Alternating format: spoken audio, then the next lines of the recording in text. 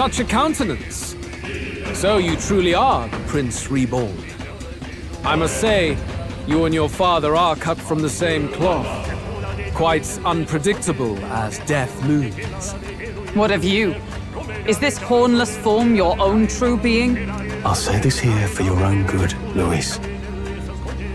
Hand over the royal scepter. Only the one who has earned the people's support is fit to be king. You and us.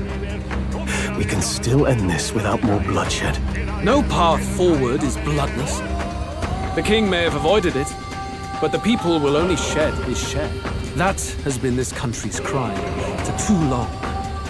Those in power exact the price of their greed from the people, then preach that such pain is a natural trial to be overcome. The indolent powers of this land have poisoned it with their lies. There is no cure but destruction. Who's the real charlatan here? You turn people into monsters and convince them it's salvation. Even Sorba, your most loyal vassal, you twisted into a monster. You promise protection to your devoted, yet always fall short of the mark. I have never lied. I swear upon my name, it is one of the greatest trespasses I can imagine. Have you never wondered why the king's magic is so strong and force? Or why the royal scepter can only be used by those who bear the public's favor? One royal hand clutching one bejeweled rod does not alone accomplish such wonders of magic. But what if it drew magic not from its wielder, but from the masses? That is the truth. The royal scepter is a divine relic that absorbs Magla from people across the kingdom. And thus, the royal magic's power is near inexhaustible. Such has been the royal family's tradition for centuries, generations upon generations. Do you know what this means?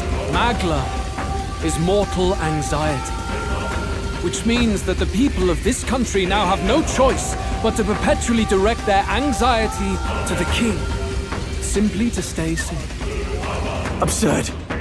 Then how do you explain the people of the capital going mad? It was no madness that took them. The Magla spews from their helpless hearts at a rate far greater than the scepter can absorb. Hence the stagnation. The behavior now on full display is their inborn, true nature. When they cannot control their fears, they lash out at neighbor and outsider alike. And that is mortal weakness. That's who they really are.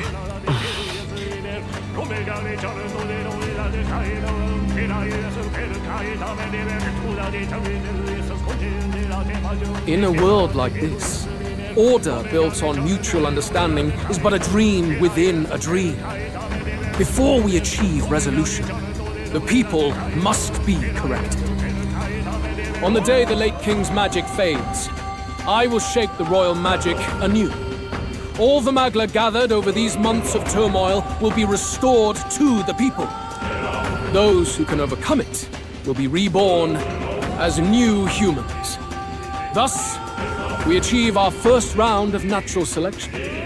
Our first step towards a world truly fair and just. Natural selection? New humans? What absurd delusions. Delusions? You witnessed how the prince lost his very self to my spell, and then re-emerged with powers and will burning ever brighter. You mean you would do to the people exactly what you did to him? You would use the royal magic to inflict such horrors on all the crown's subjects? Those who follow me and accept the rule of power will surely survive by virtue of their own will. But if they give in to fear, yes, they will lose both form and might. That is what it means to protect those who follow. It is not a salvation given of empty charity, but earned through the providence of power. Then, that's your true ambition. That's why you sent Sorba to the royal funeral. You never even wanted the throne. It was all for the royal scepter. The shows of power, terrifying the people. It wasn't just manipulation. You justified all of that. The man would turn all people into humans. It defies all sense. Worry not. You've proven you're more than worthy. I've little doubt you'll survive the first culling and move on to the new world. You mentioned earlier that we might still resolve this without bloodshed. Then, I put the same offer to you. Join me, Prince. Born of elven blood, welcoming anyone regardless of tribe. It is no coincidence that you and I take inspiration from the same book. Don't let him sway you, Your Highness.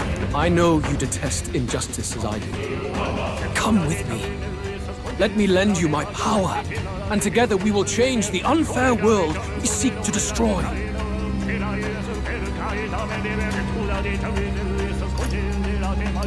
Should you deny me, then what?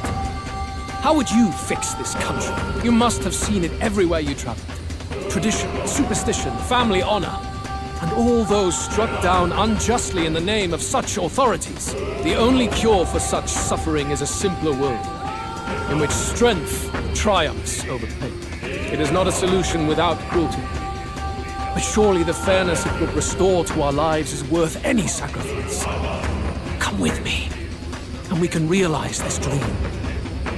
What say you?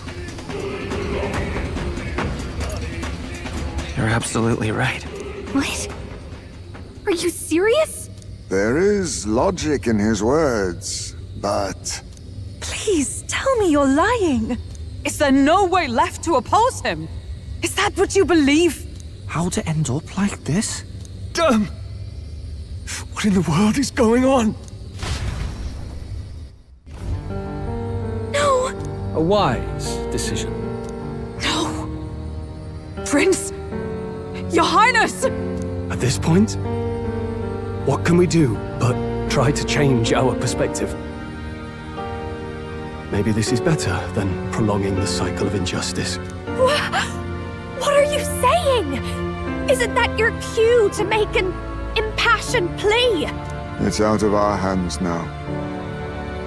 It wasn't long ago I was living alone in an empty cavern. I'll have to appreciate that this will be better than that. I don't believe this. No one else seems to have objections. Wait! This is not... Why the agitation? I did say you would all survive this. Though, considering how you falter now, perhaps some may fall short of salvation. Trivial, nonetheless.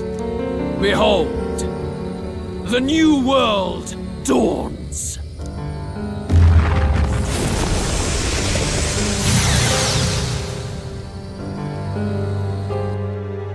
Afterwards, the nation was transformed. It became a world of humans, with both Luis and the prince taking equal hand in its creation. On the day of that world's birth, it was also thus decided. All known history of the world before would henceforth be remembered as the tale of the fallen. As for what became of the world that followed, to the humans, the question is irrelevant.